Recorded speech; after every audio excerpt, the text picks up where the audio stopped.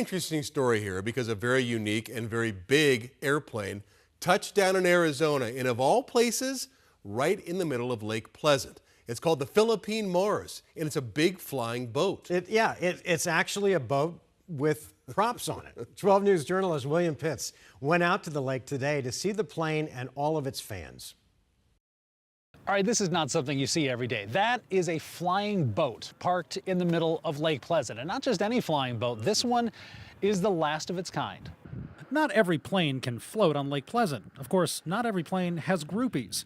Groupies like Brian Gordon. I've been following this thing now for almost a year and a half. There are a ton of people who love the Mars planes, and they couldn't pass up a chance to see one floating in person one last time. There's quite a community of people that care for that bird. There were only 7 of these planes ever built. It was during World War II. Turned out the war ended before the U.S. Navy needed them, so the order was canceled.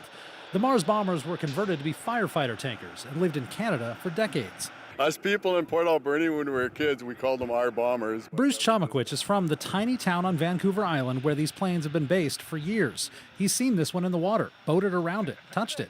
Grew up watching those things, and I thought every little town had water bombers to put out forest fires, and I didn't know that was the last 2 in the world. One of those planes went to the Air Museum in Vancouver. This is the other one, and the last one. It won't fly again, but it'll be very meticulous. The removal of the aircraft, nothing's cut up. Everything's pulled out by screws and bolts. Ramon Purcell runs Boneyard Safari. He's documenting the last flight of the Philippine Mars for the Pima Air and Space Museum. It'll be beached, towed up the ramp, then taken apart and trucked to Tucson. That's where it'll be restored and put on display in the desert, far away from any lakes. It's taken months to even get the Mars to Lake Pleasant. She hadn't flown since 2012. She was in storage. She had to turn back at least once. There have been some technical challenges with engines and some hiccups, but she's here. It's in better shape than any of us would have been at the same age. For 90 years old, the Philippine Mars is still holding her own, seaworthy, airworthy, and worthy of a new home. For us, it is somewhat bittersweet because seeing them fly is what they were, designed to do. The good news is, she's going to a good home. She'll be preserved. At Lake Pleasant, William Pitts, 12 News. Don't you love old aircraft like that?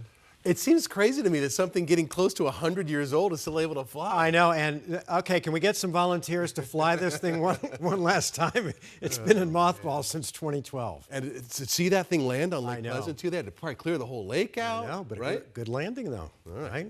Yeah, All right. good stuff, William.